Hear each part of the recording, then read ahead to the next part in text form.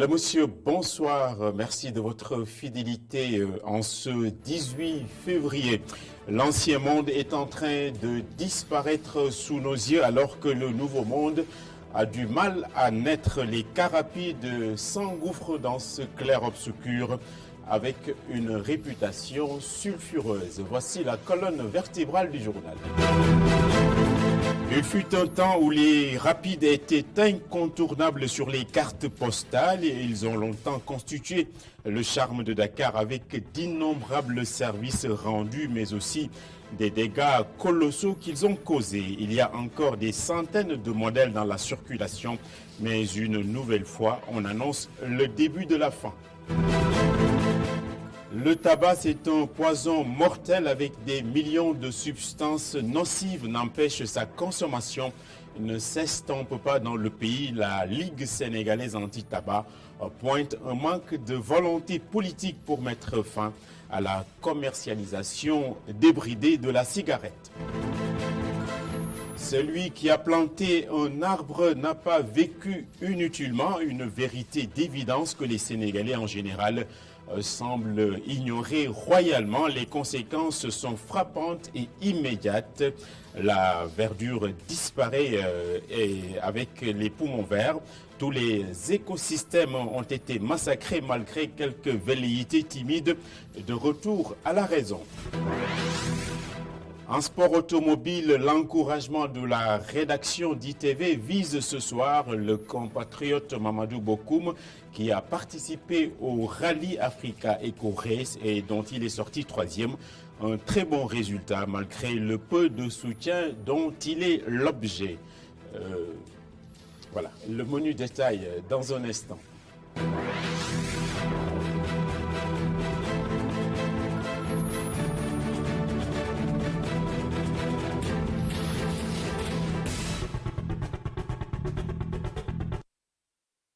En ouverture de ce journal, les communiqués du Bureau des relations publiques des douanes sénégalaises se suivent ces derniers temps et se ressemblent beaucoup. La subdivision des douanes de Kaffrine a ainsi démantelé un trafic de faux médicaments en procédant à la saisie de 1200 kilos de faux médicaments. Donc, l'opération coup de poing s'est déroulée tôt ce matin à quelques encablures de la République sœur de Gambie. Ce sont des dizaines de millions en termes de CFA qui sont en jeu dans cette saisie. La pêche a figuré naturellement parmi les dossiers prépondérants sur la table à l'occasion de la visite officielle du président Macky Sall à Nouakchott. Des instructions ont été données au ministre en charge de l'économie maritime des deux pays pour prendre les diligences nécessaires au renforcement de la coopération bilatérale et voir aussi les conditions d'exploitation des ressources halieutiques. Les carapides, dernier stigmate d'un monde qui ne veut pas mourir, ils font toujours la pluie et le beau temps et même en région dans le Sénégal, accusés de tous les maux comme celui d'ange de la mort. Les carapides pourraient être dégagés in fine avec la mise en œuvre du projet de modernisation du parc automobile. Reportage aujourd'hui en banlieue dakaroise de Kessendour, axé sur les increvables caisses bariolées. Le garage de Keur-Massar ne désemplit pas. Car rapide, Ndiagandiaï et autres véhicules de transport en commun occupent la majorité des emplacements. Et pour cause, les pannes sont fréquentes. C'est ici notre garage, c'est ici qu'on dépanne nos véhicules. Avant, on était à Koloban, mais maintenant, il n'y a plus d'espace. Donc, nous sommes ici. Les pannes les plus fréquentes sont les problèmes de frein et de boîte. Le moteur, lui, peut durer avant d'avoir besoin d'être réparé. Les pannes peuvent arriver à n'importe quel moment. Ça dépend de l'ancienneté des pièces. Les pièces sont anciennes, mais il y a aussi la conduite du chauffeur qui peut entraîner certains dysfonctionnements. Renault ne fabrique plus de fourgons SG2 depuis 1982. En cas de panne, hors de question d'appeler le concessionnaire. Tels des historiens, certains mécaniciens ont dû se spécialiser dans la réparation de ces vieux véhicules. Du mécanicien yëpp am na ñaa nga xamante ni mën nañuy dépanner yeneen oto mais mënuñu réparer car rapide. Ce n'est pas tous les mécaniciens qui peuvent réparer. Il y a des spécialistes. Nous, on ne travaille que sur le car rapide. Ça nécessite des pièces spéciales. Comme cette pièce que tu vois, elle est gâtée. Donc on l'a changée avec une venant de France. Si le moteur ne marche plus, on achète un autre moteur pour que le véhicule soit plus neuf. Di compose ay pièces non. SG2 spécial lay doon bu dee car rapide. Les pièces utilisées sont rarement neuves. Seule l'expertise du mécanicien permet au tout de fonctionner. Et niveau carrosserie également, les tôliers doivent faire preuve d'imagination et de débrouillardise. On importe les voitures, mais elles ont déjà roulé plus de 10 ans ou 11. Quand elles ont duré, on amène les véhicules ici, on change la tôle, on travaille à la main, on n'utilise pas de machine, seulement les marteaux et nos bras. Nous, on copie ce que font les Blancs. Ils respectent toutes les dimensions précises. Si tu connais des dimensions, tu peux créer un Ndiagandiaï. Par exemple, si la porte est trop courte, il te suffit de rajouter 18 cm et une plaque de verre de 80 sur 40. La modernisation du parc automobile proposée ce week-end par le chef de l'État fait d'autant plus rêver les chauffeurs que les réparations coûtent cher. Comptez 600 000 francs pour un moteur complet et 125 000 pour une boîte de vitesse. Si les professionnels rencontrés saluent la mesure, ils demandent que les autorités se mobilisent pour leur offrir la possibilité de se doter de véhicules à la fois plus sûrs, moins polluants et en meilleur état. Après la tôle froissée sur Terre, tout semble au mieux pour l'aérien. 2019 fut une année rose pour le secteur donc du transport aérien au Sénégal. En novembre dernier, le nombre de passagers a accru de 3%. Le fret tourne autour de 2600 tonnes de marchandises. Des nouvelles lignes internationales ont été ouvertes récemment, telles Dakar-Barcelone. Les dernières innovations et les performances les plus récentes sont expliquées et explicitées ici même par Oumou Kalsoumba dans son sujet. Les indicateurs macroéconomiques du secteur des transports aériens s'affichent positifs. En novembre 2019, le trafic aérien est marqué par une hausse du nombre de passagers, des chiffres donnés par l'Agence nationale de la statistique et de la démographie. 219 619, c'est le nombre de passagers enregistrés en novembre dernier, contre 212 512 en novembre 2018, soit une progression de 3,3%.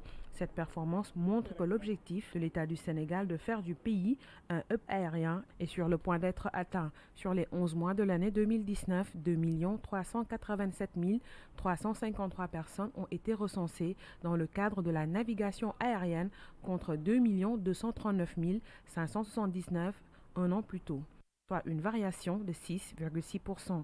D'après toujours la NSD, par contre, les mouvements d'aéronefs ont régressé de 8,1% en cumul de 11 mois. Ils sont passés de 29 884 à 29 135.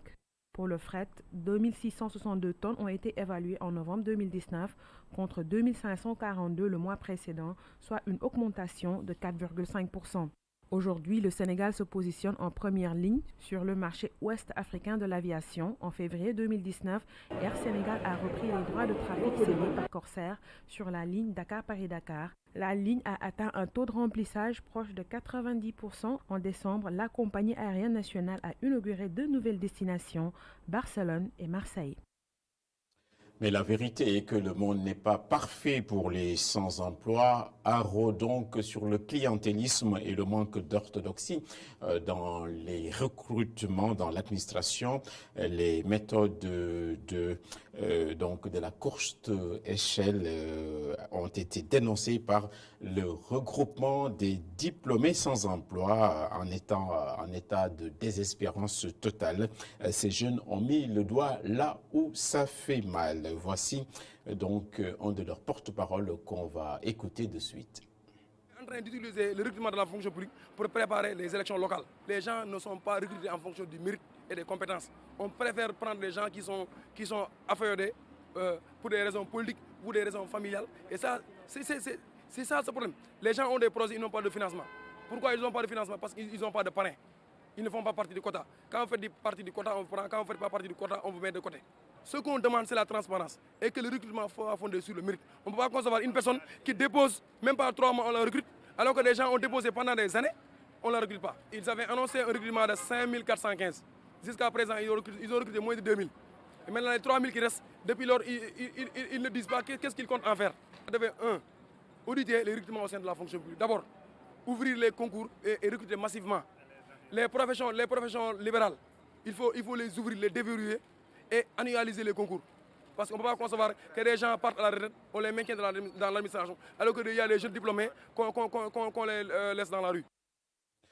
Ces jeunes pensent donc qu'on les enfume parfaitement. La LISTAB, à son tour, veut que les mégots soient écrabouillés. La Ligue sénégalaise de lutte contre le tabac n'en démord pas, constatant peut-être prêcher un peu dans le désert, et elle en appelle au chef de l'État en visant le degré d'application qui encadre le commerce du tabac, un poison qui déclenche, on le sait, hypertension, maladie de la peau et beaucoup de cancers. La LISTAB va aussi mettre les chefs religieux sur le coup. C'est un reportage de Abdourahmane Ly et Séléman Diallo. La lutte contre le tabac entamée par la LISTAB n'en est pas à son épilogue. Alors, loin de là. Dans un contexte où le continent africain est touché par les méfaits du tabagisme, et malgré les précautions prises par le gouvernement sénégalais dans le but de réglementer la vente de ce produit licite mais dangereux avec la loi numéro 2014 relative à la fabrication, au conditionnement, à l'étiquetage, à la vente et à l'usage du tabac voté à l'unanimité à l'Assemblée nationale, l'inquiétude de la LISTAB est toujours aussi perceptible. Et pour cause, son application pose problème car le décret est toujours en souffrance au niveau du secrétariat général du gouvernement depuis près d'1 an. C'est un texte vraiment qui vise à réglementer un peu la commercialisation du tabac. Donc, comme vous le savez, dans la loi, il est interdit donc de vendre du tabac dans un rayon de 200 mètres. Des établissements sanitaires, scolaires, etc. Donc maintenant, pour renforcer donc son application, il est nécessaire vraiment d'organiser donc cette commercialisation, donc qui soit vraiment encadrée. Donc nous avons eu vraiment à les interpréter à plusieurs reprises pour voir un peu qu'est-ce qui était vraiment à l'origine donc de ce retard. Donc nous nous sommes dit vraiment on ne peut plus attendre parce que quand même on a attendu 1 an et vraiment il est temps quand même donc de parler à l'opinion nationale et internationale pour leur faire comprendre que vraiment ce décret-là est vraiment inévitable. Sur ce, si leur appel n'est pas entendu par les autorités concernées, la LISTAB compte définir un plan d'action. Un plan d'action avec comme noyau le soutien des chefs religieux qu'elle compte solliciter comme lors de l'adoption de la dite loi. Voir un peu les gens qui nous avaient aidés en 2014, donc les leaders d'opinion, les chefs religieux, pour leur faire comprendre que il y a un texte qui est toujours dans les tiroirs. Et c'est ce texte-là également qui va nous permettre en tout cas de continuer ce combat-là. À notre niveau, nous ne pouvons pas peut-être rencontrer le président de la République. Mais eux, ils ont cette possibilité quand même peut-être de pouvoir lui parler. Par ailleurs, la chicha, une autre forme du tabac bien plus dangereuse que la cigarette, continue à être le passe-temps favori de beaucoup de jeunes. Vous vous rappelez, il y a quand même quelques mois, la fillette là, qui fumait la chicha, donc qui a fait un scandale. Donc à travers cela, on a eu quand même à prendre un arrêté conjoint. Et cet arrêté a été signé par les 2 ministres concernés, le ministre de la Santé et le ministre du Commerce. Donc ce texte est adopté, mais ce texte également dort au niveau du secrétariat général du gouvernement. Là également, nous voulons savoir pourquoi ce texte ne passe pas. Parce que si le texte ne passe pas, les gens vont continuer à fumer la chicha. Il n'y a pas vraiment une disposition qui interdit la chicha, à part les cigarettes aromatisées. Au-delà de la réglementation concernant la commercialisation, la réglementation concernant la consommation est également une problématique à laquelle s'intéresse la Ligue sénégalaise de lutte contre le tabac. Ses membres dénoncent également les violations notées de part et d'autre. La LISTAB montre sa capacité d'indignation. L'université de Dakar tire des plans sur la comète. L'UCAD a ainsi procédé avec ses partenaires au lancement de l'intégration des données dites génomiques dans la stratégie de surveillance du paludisme dans le pays. Le génome, c'est l'ensemble des chromosomes et des gènes. Donc, en tout cas, c'est une première en Afrique qui permet au Sénégal de disposer de données sur l'évolution de la maladie, ainsi que nous le rappelle Oumar Khan. Intégrer les données génomiques dans le contrôle du paludisme au Sénégal, une nouvelle méthode pour mieux évaluer les interventions de lutte contre le paludisme. Il n'y a que la génomique qui peut vous dire comment est-ce que les parasites ont voyagé ou pas. Vous voyez qu'il y a de grandes rencontres religieuses qui se passent au Sénégal, les mouvements de population. C'est de voir est-ce que réellement, si demain on vous dit qu'à Dakar ou à Saint-Louis, il n'y a plus de palud, et qu'on voit des cas, est-ce que réellement ce sont des cas qui viennent de Richard Toll, ou du Nord, je veux dire, ou bien ce sont des cas qui proviennent du Sénégal ou d'ailleurs. Donc la génomique va vraiment vous dire l'origine des souches, l'origine des parasites, et formellement dire est-ce que réellement, on a des cas certes parce que le Sénégal est toujours endémique, ou bien est-ce que les cas proviennent d'ailleurs. Deuxièmement, ils proviennent également de voir les vecteurs. Comment les vecteurs voyagent. Est-ce que les parasites que nous avons au Sénégal sont des parasites transmis par les vecteurs sénégalais ou des vecteurs provenant d'ailleurs. Et tout cela, ça va corroborer avec ce que je disais tout à l'heure. Nous avons également un aspect extrêmement important, c'est la résistance. On va voir est-ce que les médicaments que nous avons au Sénégal sont des médicaments efficaces parce que c'est la génétique qui permet de dire est-ce que le parasite est tué ou bien le parasite n'est pas tué. Une première en Afrique et le choix n'est pas fortuit. Et ils ont compris que le Sénégal, le programme a été accompagné par les chercheurs de l'UCAD que nous étions pour arriver à ce résultat important pour le programme qu'on félicite. Mais également, ils ont compris que le Sénégal aujourd'hui, au-delà des experts que nous sommes, au-delà des plateaux techniques, a fini de prouver en Afrique que l'Université de Cheikh Anta Diop Dakar égorge des meilleurs spécialistes, des meilleurs experts en Afrique et je l'ai dit à travers le monde. Le Sénégal souhaite éliminer complètement le paludisme en 2030 et est sur la bonne voie, même si la partie sud est toujours à la traîne. Actuellement, s'il s'agissait d'une définition, on peut dire que l'ennemi est actuellement cantonné au niveau de la zone sud, dans la région de Tambacounda, de Kédougou et de Kolda, qui est considérée comme la zone rouge. Quand on parle de la zone rouge, c'est la zone où la prévalence, c'est-à-dire le nombre de cas de paludisme que nous avons chaque année, sont les plus élevés. Et quand c'est supérieur à 25 pour 1000 habitants, on dit qu'ici c'est la zone rouge. Il y a une zone intermédiaire où la prévalence, l'incidence, c'est-à-dire le nombre de cas pour 1000 habitants, tourne autour de 10 à 15 pour 1000. Là, on les considère comme une zone intermédiaire, à savoir les zones centres. C'est la région de Diourbel, c'est la région de Kaolack, un peu de Fatick et de Kaffrine, qui sont dans la zone intermédiaire. Et quand on parle de la zone verte, c'est la zone qui est dans la zone nord, où l'incidence est inférieure à presque 1%. 1 pour 1000. Et là, c'est les régions de Saint-Louis, de Louga et de Matam. Il y a une partie également de la région de Thiès qui commence à entrer dans cette truc. Donc plus on avance, plus la maladie est cantonnée dans des zones où nous devons faire des efforts pour voir comment lutter efficacement. Aujourd'hui, le taux de prévalence du paludisme au Sénégal est de 0,4%.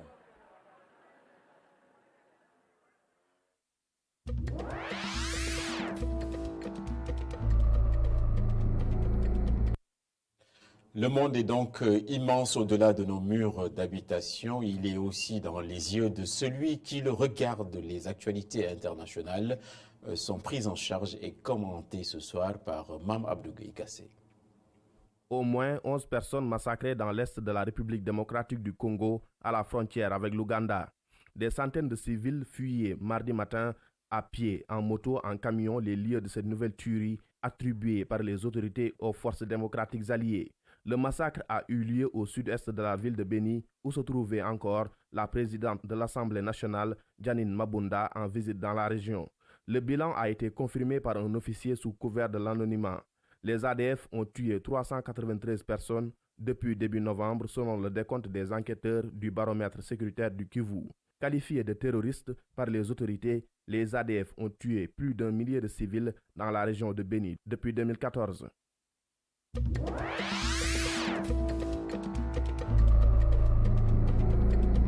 Les évêques catholiques du monde entier appellent Paul Biya à discuter avec les séparatistes afin de mettre fin à la crise qui secoue les zones d'expression anglaise.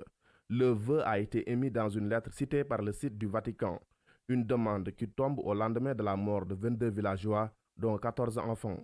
Si l'ONU et des ONG ont accusé les forces de sécurité régulières, les autorités militaires ont-elles évoqué un malheureux accident.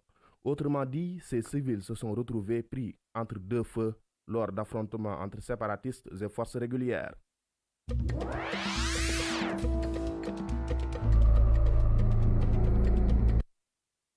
L'actualité internationale hors des frontières africaines.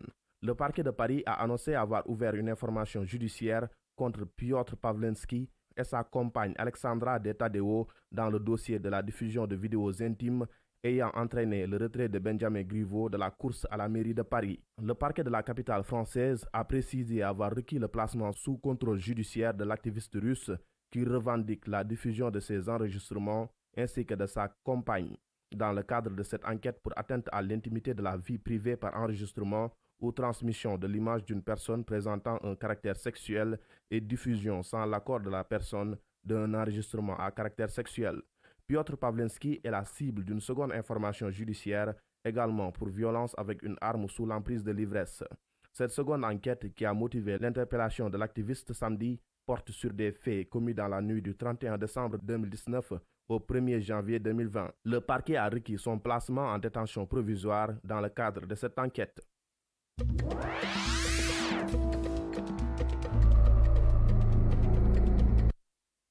Le groupe pharmaceutique français Sanofi s'est associé avec la BARDA, agence du ministère de la Santé américain, pour développer un vaccin contre le coronavirus COVID-19. Le laboratoire français prévoit d'approfondir ses recherches sur un vaccin candidat préclinique avancé contre le syndrome respiratoire aigu sévère dont l'épidémie a atteint son pic en 2003, vaccin qui pourrait également protéger contre le COVID-19. Le groupe américain Johnson & Johnson a lui aussi annoncé la semaine dernière collaborer avec la BARDA pour accélérer le développement d'un vaccin contre le coronavirus. Au total, plus d'une dizaine de laboratoires travaillent actuellement sur des vaccins antiviraux ou autres traitements susceptibles de venir en aide aux patients infectés par le coronavirus apparu en décembre dernier à Wuhan dans le centre de la Chine.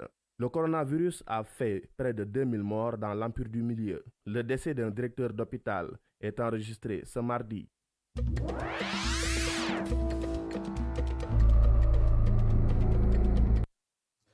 Une page des sports dans ce tournant d'édition, la 12e édition du Rallye Africa Eco Race a vécu le compatriote Mamadou Bokoum s'adjuge la 3e place de la catégorie pilote sans assistance en marge de la compétition.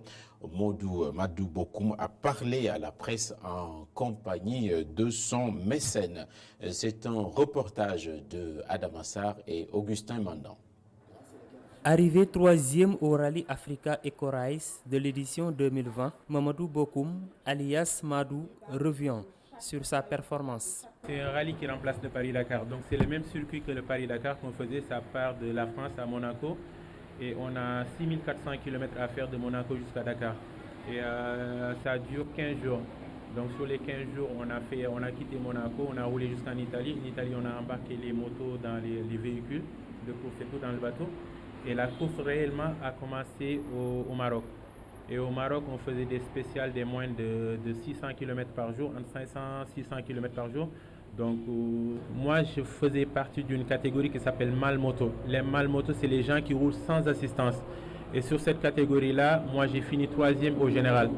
Ce rallye qui a pris départ à Monaco, en France, a été très difficile. Donc après les moments de galère que j'ai eu sur le rallye, là, il y en a eu un petit peu. Parce que là, c'est pas évident. Moi, en tant que bon Sénégalais même, habitant à Dakar, connaissant bien la chaleur, je suis parti rejoindre des 4 degrés là-bas. Donc il faisait excessivement froid.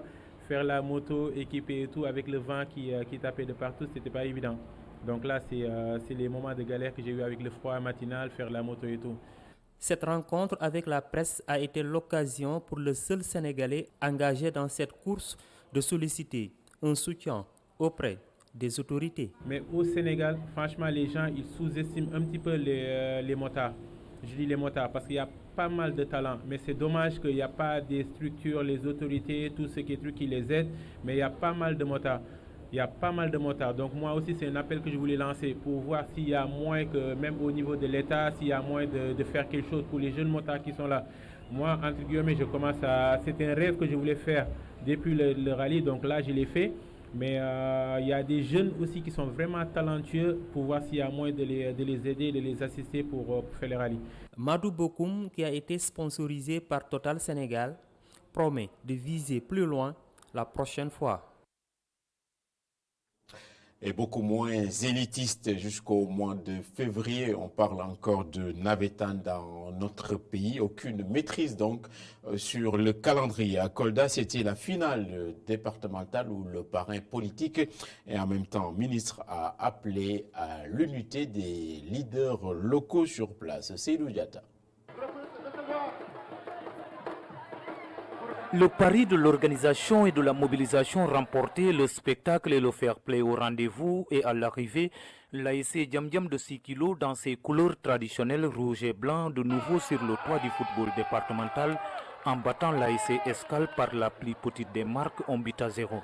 En résumé, la finale départementale de l'ODCAF de Kolda a répondu à toutes les attentes, estime le parrain Moussa Baldé, ministre de l'Agriculture et de l'Équipement rural.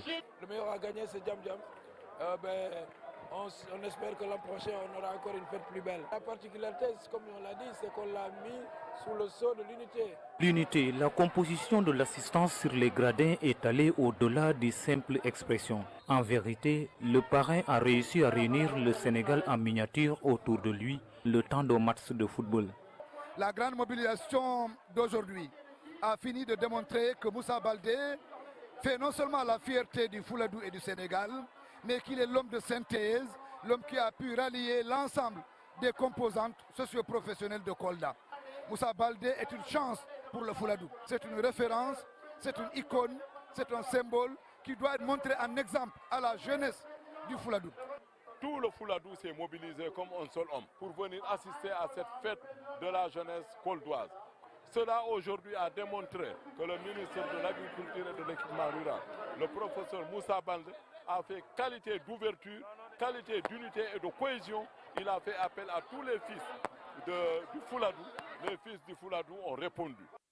Si le sport a pu unir différentes sensibilités politiques et segments de la société, le souhait pour certains est qu'il en soit ainsi autour des préoccupations qui illustrent le vécu quotidien des Koldois et du Sénégal de façon générale. Comme le football a pu nous unir, il est bon que nous puissions, au niveau de Kolda, de nous unir pour son développement économique et social. Ça ne se fera pas sans l'unité des fils de ce Fouladou. Et je crois que ce qu'on a vu ce soir démontre à suffisance qu'on peut compter avec le ministre Moussa Baldé pour fédérer toutes les forces qu'on travaille. Si Kolda se développe, nous en sommes fiers. Si Kolda ne se développe pas, on aura tous tort devant l'histoire. Cette année, l'enveloppe a non seulement été revue à la hausse, mais toutes les disciplines sportives ont été également appuyées en équipement par le parrain. Merci Seydou, nous devons avoir la main verte, c'est l'avenir, le temps est très changeant dans notre capitale avec l'omniprésence de la poussière qui a été larguée par le désert du Sahara qui est justement à nos portes. S'y ajoute le manque de poumons verts remplacés systématiquement par le béton et la pierre et l'omniprésence des gaz d'échappement des automobiles. Il faut revégétaliser en toute urgence, sinon le pire est à craindre. Reportage à la zone B de Mustapha Gabar Diop. Profiter de l'espace public à l'ombre d'un arbre, une scène devenue rare dans notre capitale. Raison pour laquelle des citoyens ont entrepris de reverdir leur quartier. Non, parce qu'on a constaté que les arbres se raréfient, il faut une volonté. Et même dans les écoles et même ailleurs, on est en train de sensibiliser les gens à reboiser davantage. On l'a fait partout dans le quartier, même là où il y a l'état civil. Moi, j'ai commencé il y a une dizaine d'années. Le cadre est devenu plus agréable. Même dans le lycée, là, on est en train de faire aussi, le lycée Blaisagne, une volonté de mettre quelques arbres. Voilà, pour contribuer à mettre des arbres pour les générations futures. Il y a beaucoup d'écoles, donc les gens ont besoin vraiment des espaces verts pour être vraiment bien dans le cadre même. Voilà, donc il faut vraiment des arbres partout dans le Sénégal et partout dans le monde entier. Les élèves riverains de ce jardin public pensent que les espaces verts sont le poumon des villes. C'est bon quand même pour la jeunesse parce que les jeunes n'ont plus d'espace pour jouer et prendre de l'air pur. Dakar est saturé, mais il faudrait prévoir des espaces verts quand même pour lutter contre les gaz à effet de serre et les fumées des voitures. Si ce dioxyde de carbone n'est pas absorbé par les arbres, ça va se répercuter sur la couche d'ozone. En plus, on va assister à un réchauffement climatique. À la Médina, par manque d'espace, il est difficile de construire des jardins. La commune s'efforce tout de même à planter le plus d'arbres possible. Depuis 2 ans, de paver les rues de la Médina et de les reverdir. Bon, mais il faut reconnaître aussi que c'est une opération qui n'est pas du tout facile. Parce que malheureusement, la commune a l'initiative de planter des cocotiers, des arbustes et des flamboyants. Mais c'est difficile de demander aux populations de procéder au suivi et à l'arrosage de ces arbres. À la Médina, le maire a l'initiative vraiment d'essayer de créer un espace ressemblant un peu au Central Park de New York. Mais il s'oppose toujours au manque de volonté de l'État, manque d'accompagnement du sous-préfet. Comme c'est souvent le cas, les populations appellent les autorités à prendre en main cette problématique pour un meilleur cadre de vie. Voilà, cette édition est terminée. On vous donne les grands rendez-vous du soir avant de prendre congé. Kenou Askanui ce soir avec El Hadj Malik Sissé, Décortica Culture avec Monique Sagna. Question directe, la première émission avec Alassane Samba Diop. Dernier bulletin d'information en Wolof et en langue vernaculaire à minuit avec Oumou Khairi Bass. Merci d'avoir été avec nous et bonsoir.